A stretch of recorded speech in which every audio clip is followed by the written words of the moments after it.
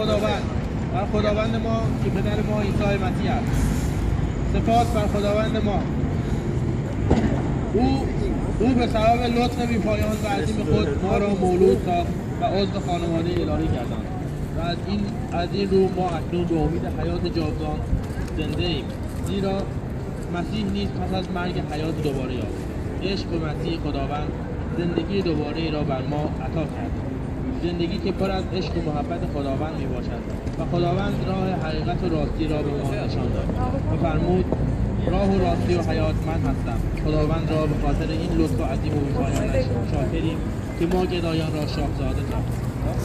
امروز سران حکومت جمهوری اسلامی ایران این سنگدلان فرزندان خداوند را مورد آزار و شکنجه قرار می‌دهند و با افکار پوچشان سعی در تخریب کردن مسیحیت دارند، اما غافل از این هستند که با خداوند و قدرت حقیقت او نمی‌توان ستیز کنند. فرزندان خداوند را فقط به خاطر نام عظیم خداوند عیسی مسیح آزار می‌رسانند و می‌گویند که چرا از مسیح صحبت می‌کنید. این حقیقت خداوند است که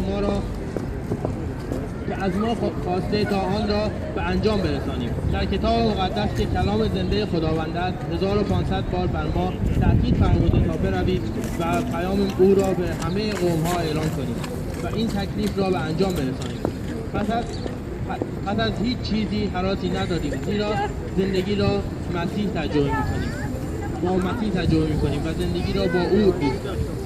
اگر به خاطر مسیحی بودنمان فرزندان خداوند را دشنام می‌دهید و نفرین می‌کنید و مورد آزار و شکنجه قرار می‌دهید و حتی محکوم به مرگ می‌کنید، باز شادیم، زیرا روح پرجلال خداوند را احساس می‌کنیم که وجود ما را فرا گرفته است.